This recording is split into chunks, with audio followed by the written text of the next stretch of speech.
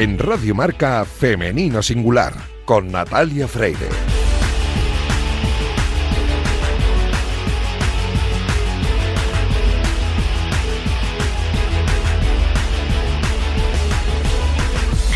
Muy buenos días y bienvenidos un sábado más a este espacio de radio en el que nos empeñamos en dar visibilidad y voz a las mujeres que hacen que nuestro deporte sea cada vez más grande. Así que permitidnos que en la próxima media hora hablemos solo en Femenino Singular, que es el nombre de este programa que escucháis ahora mismo en la sintonía de Radio Marca.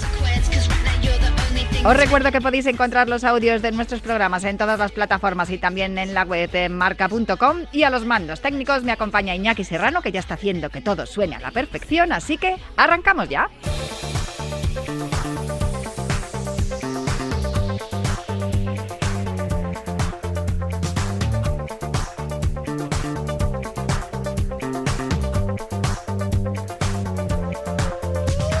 El pasado jueves 8 de junio en los Cines Callao se celebró la segunda edición de la gala Top Women in Sports, en la que se presentó el ranking de las 100 mujeres más influyentes del mundo del deporte y de la cual hablamos la semana pasada en este mismo programa con Carlota Castrejana, que es directora de Women's Sport Institute, que es quien organizaba esta gala. La gala, presentada por la periodista de deportes de Antena 3, Angie Rigueiro, contó con la presencia del presidente del Consejo Superior de Deportes, José Manuel Franco, y las intervenciones de 3 de las mujeres que han hecho posible este ranking y todas las acciones que se realizan desde Women's Sports Institute. Laura Mújica, directora general de medios de ENEO y cofundadora de Women's Sport Institute.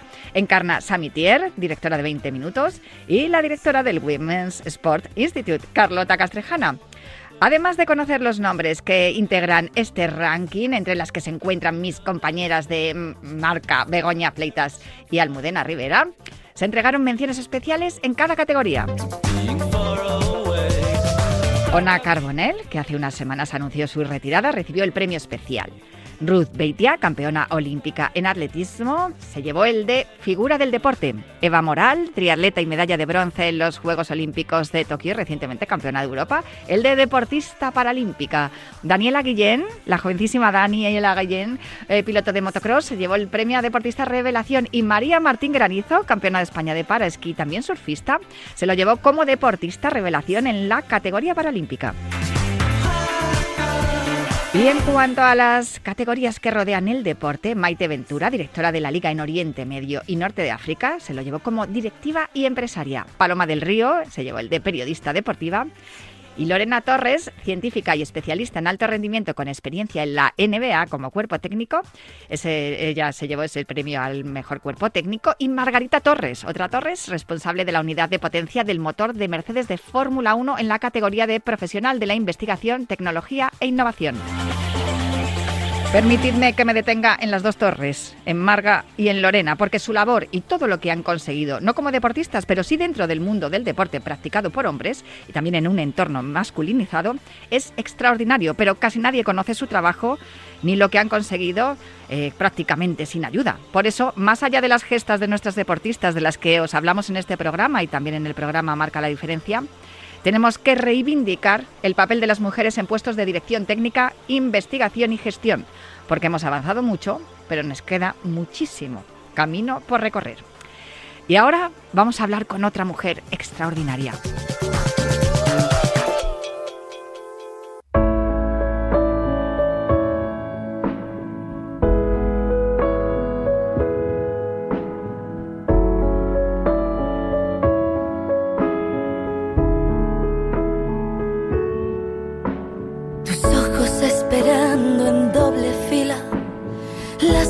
De cruzarme en tu avenida, qué tonta aquella risa de la coincidencia. No sé si fue la realidad desde tu mano, oh Sevilla tan bonita, reflejada en ti. Cuando tienes 27 años, un trabajo como ingeniera de edificación en una constructora, una carrera de éxito, juegas al fútbol sala y parece que la vida te sonríe, nadie se plantea que todo eso puede acabar de un día para otro, que tu vida puede cambiar de forma radical hasta el punto de necesitar una máquina para respirar y tener que aprender hasta a tragar saliva. Pero puede ocurrir, De hecho, le ocurrió a nuestra protagonista de hoy. Empezó a sentir un hormigueo en el lado izquierdo de la cara, luego en el brazo, después en la pierna. Con el paso de los días y al comprobar que el hormigueo no cesaba, decidió coger el coche e ir conduciendo sola hasta el hospital más cercano. Cuando llegó, perdió el conocimiento y despertó en la UCI. La causa, una enfermedad autoinmune degenerativa rara que había hecho acto de presencia de la forma más cruel y agresiva. Pero si algo hemos aprendido en estos años hablando con muchas y muchos deportistas en Radio Marca es que siempre hay una luz al final del túnel y normalmente el interruptor está más cerca de lo que nos creemos. Para ella, esa luz estaba al otro lado de la ría de Bilbao y era la luz de San Mamés. Cada noche esperaba desde la cama del hospital, desde donde se veía el estadio, que esas luces se encendieran. Decidió que volvería a correr como los futbolistas del Athletic y no solo lo consiguió, sino que 3 años después fue a los Juegos de Tokio. Volvió con una medalla de plata y ahora está buscando la plaza para ir a los Juegos de París. Miriam Martínez, muy buenos días. Buenos días. Guau, ¿eh? Maja, qué historia, ¿eh? ¿Es la tuya? Sí, total. Nunca me lo habían contado así. Cuando ha empezado esta canción, te he visto que te has revuelto. ¿Por qué? Dime por qué te Todavía importa tengo tanto. El nudo ahí, en la garganta. Tengo el nudo totalmente. Es una canción que me acompañaba en cada viaje que hacía de mi trabajo. Para mí era muy importante y fue la que me cambió la vida porque la escuché en el coche mientras iba al hospital y mi único recuerdo de mucho tiempo atrás, en el momento en que me despierto en el hospital, era esa canción y me la ponían en los cascos mientras yo no podía mover mi cuerpo durante horas. Me ponían en bucle para que entrase en paz. Era la única manera de estar en paz porque recordaba quién era. Gracias a esa canción era un recuerdo tierno y maravilloso de quién era casi de pequeña. ¡Jo, qué bonita historia! La música, qué importante en el deporte, mucho más, en algunos sí, especialmente, ¿no? Como la rítmica o la sincronizada, pero es verdad que muchos de los deportistas vais escuchando música cuando vais camino a los entrenamientos, se pone música antes de los partidos, cuando estáis en el vestuario cambiándoos. Es importantísima la música precisamente por eso, ¿no? El arte, que parece que no sirve para nada y sin embargo lo que hace es... Te llega dentro, sí, totalmente. Es. A mí me transformaba y hacía que saliese totalmente de esa cama. Era volver a ser. Y si escuchas un poco la música que tiene Marta Soto es impresionante, pero esta canción dice tal que la vida es eterna y que hay que vivirla totalmente porque queda mucho. Y yo me sentía así, eterna, ¿no? En el momento en el que se había paralizado todo. Tiene además esta versión es la que hace con Blas Cantó, que estuvo aquí la semana pasada hablando con Vicente Ortega. Qué pena, bueno, la semana no, el miércoles pasado, este miércoles. Qué pena no coincidir contigo, porque hubiese sido genial que le hubieses visto, aunque bueno, en realidad es Marta Soto la que te gusta. Sé que no es la única canción que te gusta. Hay otra que también te emociona mucho, que se titula Quédate a mi lado, de Safri. ¿Esa también tiene alguna razón por la cual te gusta especialmente? Pues por una amiga, por Elisilla, que le llamo yo, me dijo, por favor, escúchala. Y una vez me paré a escucharla, es como que todo lo que yo había reivindicado de Quédate a mi lado, por lo que había sufrido dentro de un hospital y dentro de la enfermedad, hacía justicia a mis palabras, ¿no? Era acompañar todo eso que yo pensaba, que otra persona también lo pensaba y encima reivindicaba en ello cantando, que me parece la manera de motivar a cualquier persona en un hospital, dentro de tu trabajo o cuando no puedes más, cuando sales del trabajo, cuando sales del deporte, ¿no? Como decíamos antes, gente que no escucha música mientras hace deporte, pero cuando me monto en el coche sí. Y siempre, como en la vida, elijo qué hacer y cuando eliges tu música estás eligiendo cómo quieres ser, ¿no? En cada momento. Y me parece que Safri en esta canción dice muchísimo cómo se es. Quédate a mi lado, suena así. Vamos a empezar, olvida el pasado, entiende que ya quiero que vuelvas, vuelve a mí, rómpeme a pedazos si Pues mira, yo encantada de que Lisilla te recomendara esta canción y de haberla descubierto, porque a mí me ha gustado mucho también. Tenemos que hacer algún día una playlist de las canciones que le gustan a las protas de Femenino Singular, porque la verdad es que es muy variado y a mí me sorprende vuestros gustos. Te pudimos conocer hace un poquito más de un mes, cuando estuviste aquí en Marca la Diferencia, en el plató de Marca, con Almudena Rivera y con David Menayo contando tu historia. Para los que estén escuchando ahora pueden buscar el programa y ahí van a descubrir algunas cosas más, aparte de las que vamos a hablar aquí. Estamos hablando de la música, de la luz de San Mamés.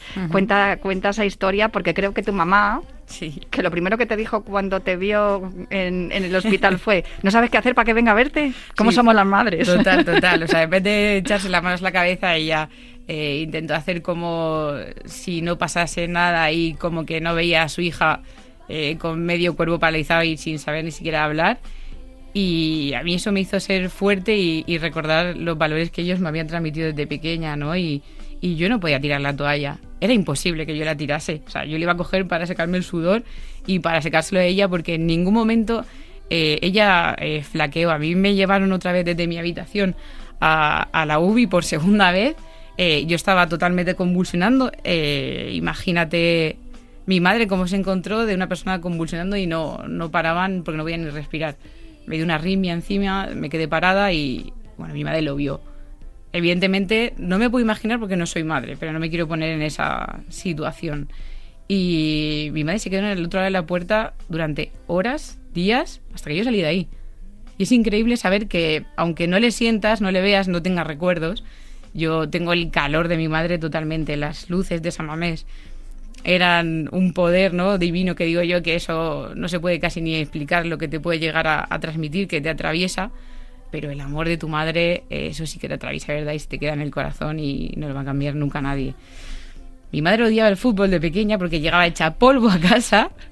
Claro, es que a ti te encantaba el fútbol, jugabas al fútbol. Exactamente, y lo más curioso es que cuando me pasa esto, cuando cambia mi vida, mi madre también cambia conmigo. Y lo primero que me regala es la camiseta del Atleti con Aduriz, que es mi jugador preferido.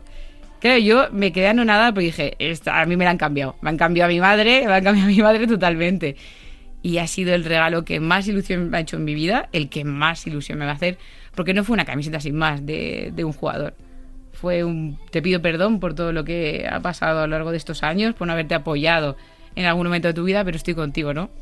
¿Qué vas a hacer ante un perdón así, ¿no? O sea, era el momento de aferrarnos a lo que teníamos y las luces fueron el momento sanador.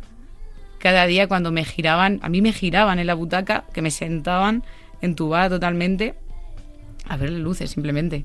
Y estábamos en silencio, la enfermera, la doctora y yo. Los demás se podían morir, los de los lados, pero ese era nuestro momento, el encendido de las luces. Y cómo atravesaban justamente la cristalera que era de pecera, y yo era el momento en el que mis pulsaciones bajaban, y era una realidad. Mis pulsaciones, lo veíamos en el monitor y bajaban totalmente. Yo las tenía 130 solamente de intentar respirar por mí misma, y cuando aparecían esas luces, eso bajaba.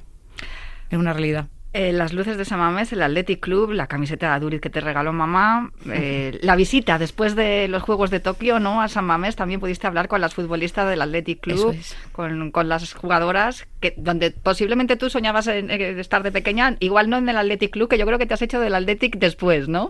Sí, me hice más después. Siempre he tenido mucho afán por ellos y muy apegadas a los valores que siempre han reconocido que tienen.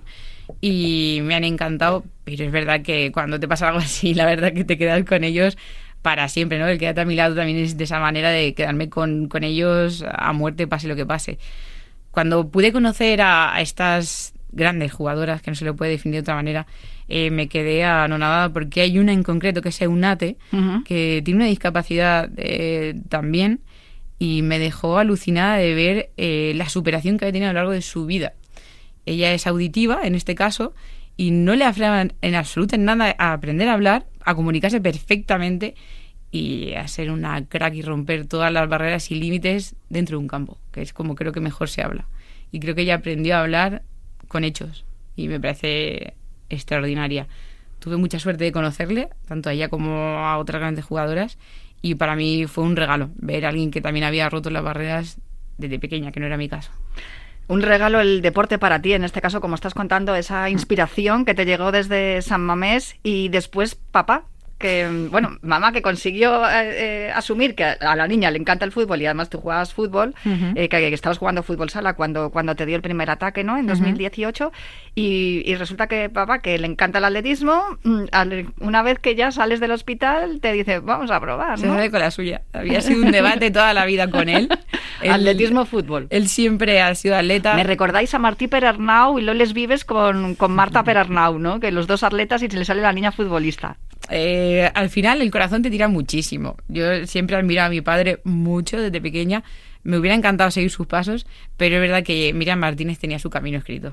Y el camino era jugar al fútbol, porque me apasionaba, me apasiona y me va a apasionar toda mi vida. Es algo que nadie puede cambiar, ni siquiera la enfermedad. No puedo caminar ahora de manera fluida, no puedo chutar, pero en mi corazón siempre va a estar el fútbol y eso nunca nadie me lo va a quitar, evidentemente. Tengo la suerte de que mi padre me acompañó en el camino luego para aprender a caminar y caminar fue mi obsesión. Más que caminar era correr. Yo no pensaba en caminar me parecía poco. Yo quería correr. Lo intentamos todo, o sea, a veces parecíamos un dúo cómico porque nos atábamos mochilas, cuerdas, de todo, hasta que, bueno, me doblaba rodillas, me partí el tobillo, o sea, no te lo imaginas, pero claro, como no sentía dolor tampoco pasaba nada. Y un día empecé a correr sola. Mi padre se sentó en el suelo y empezó a llorar. Me caí a los 20 metros, pero es que le dio igual, y a mí también. Es el momento de mi vida en el que te caes y no te quieres levantar. Esa frase de cuando te caes te levantas, yo no quería. Yo quería estar en el suelo y vivir esa gloria de 20 metros.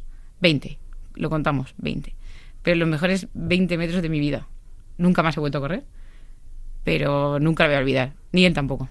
Sin embargo, eres atleta, que el atletismo es el deporte, digamos, más universal, porque claro, hay de todo dentro de lo que es el deporte, hay tantas disciplinas que ahí cabe todo el mundo. Exactamente, hay mucha gente que solo lo mete directamente a correr. Sí, y incluso algunos, velocidad, ¿no? Hay muchas disciplinas, tu padre era fondista, ¿no? Eso es, sí, medio y luego fondista, que luego la edad se nota, como dice mi padre. Según vamos cumpliendo años, vamos más largo, vamos más despacio, pero más largo. Mi padre lo dice que hace más, pero un poquito más lento. Más despacito. Y en mi caso son los lanzamientos.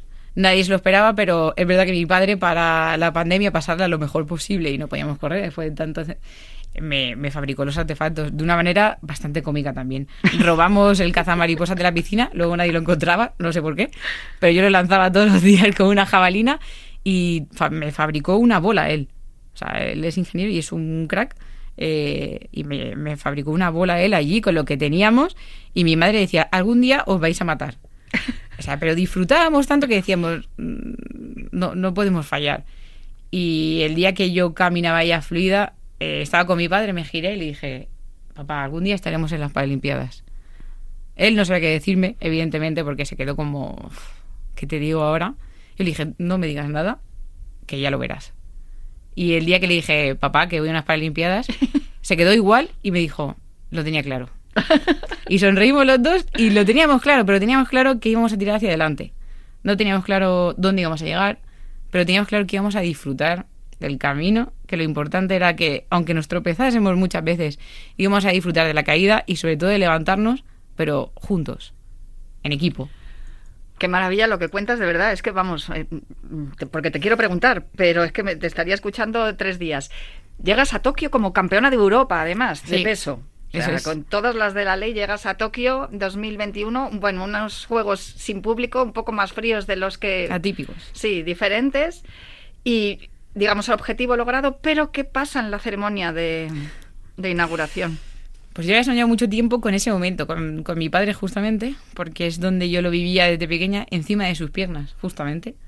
Vivía esas retransmisiones con una pasión increíble y yo siempre me imaginaba ahí, y mi padre también. Y en el momento en que estás ahí y todo se cierra, otra vez todo se vuelve oscuro y se te apaga el mundo, yo no me lo quería creer.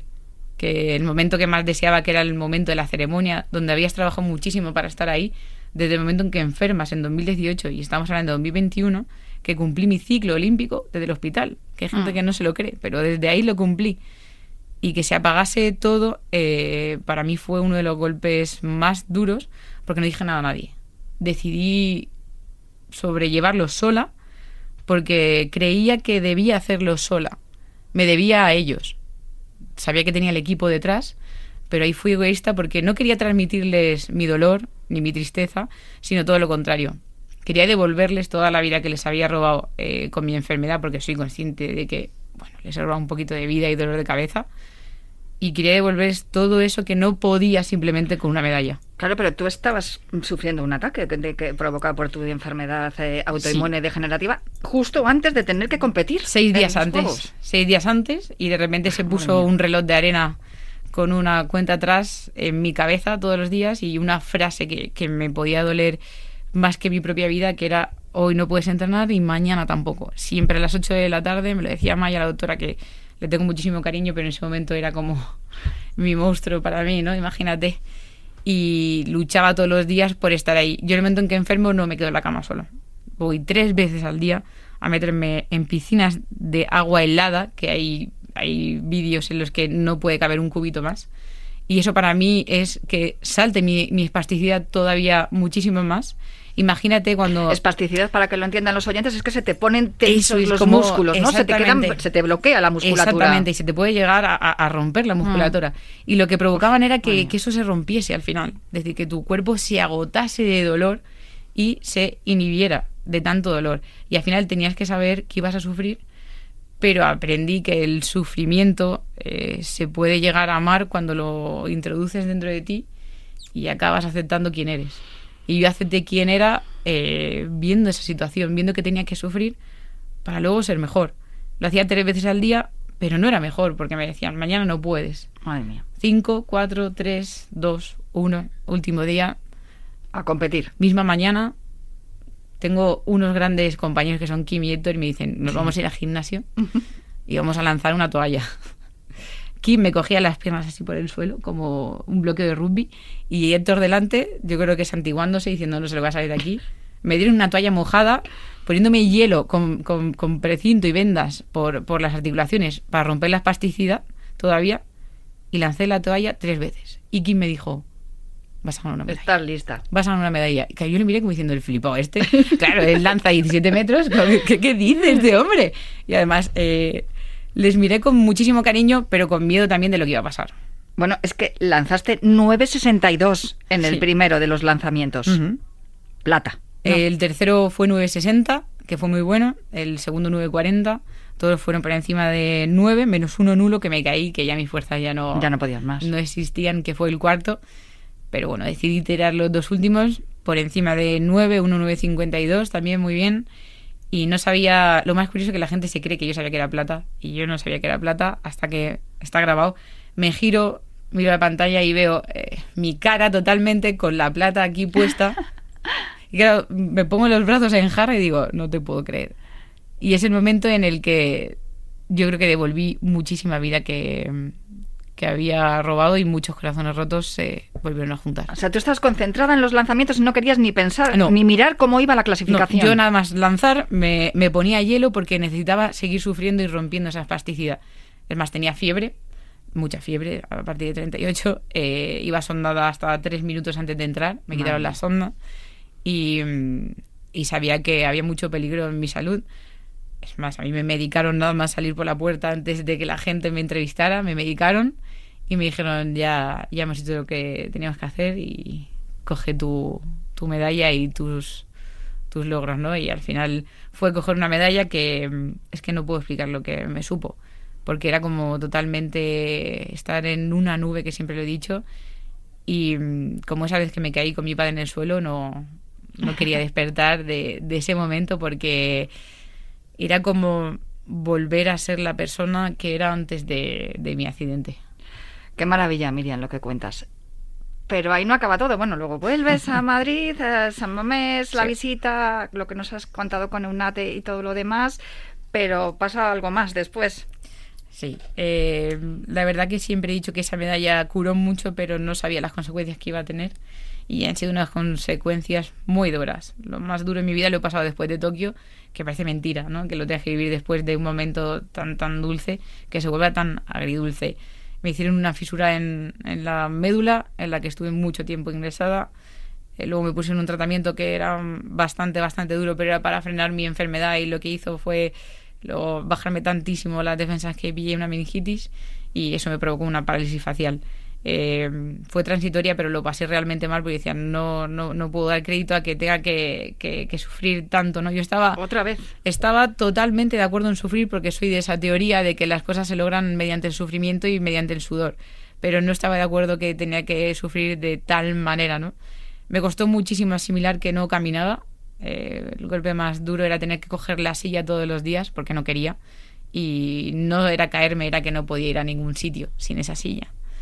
Al final me dijeron, tienes que aprender a que eres así, y sobre todo a llorar. No había llorado hasta ese momento y me hinché a llorar. A partir de ahí lloraba todo lo que quería, todo lo que me daba la gana, y lo digo ahora en alto, no tengo vergüenza de decir que lloraba muchísimo al acostarme y al levantarme, de ver que mis piernas no habían cambiado.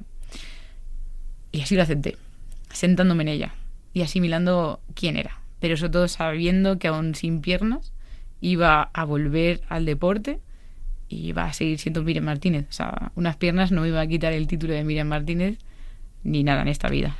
Y has vuelto, y además has vuelto por la puerta grande. ¿Tu categoría en peso ya no está? No, lo quitaron. La quitaron, pero tú, como le dijiste a mi compañera Almudena, me hice cargo de mi vida, dejas de pensar en los por qué y encuentras los para qué. Sí. Has encontrado para qué te ha ocurrido todo esto. Es de la jabalina. Exactamente. Que has vuelto de Venecia hace nada, unos días, que sí. También con el primer puesto en el Grand Prix de Venecia. Tenemos ahí asomando el Mundial, que es preolímpico, ¿no? Este Mundial, ahí es donde salen las plazas para París, y ahí es hacia donde te diriges, Míriam. Sí, tenía la mira puesta hacía muchísimo tiempo en el Mundial. Yo cada vez que ingresaba en el hospital me metía una cuenta atrás de decir, llego todavía al Mundial. Lo que no sabía era que tenía que hacer tantas cuentas atrás.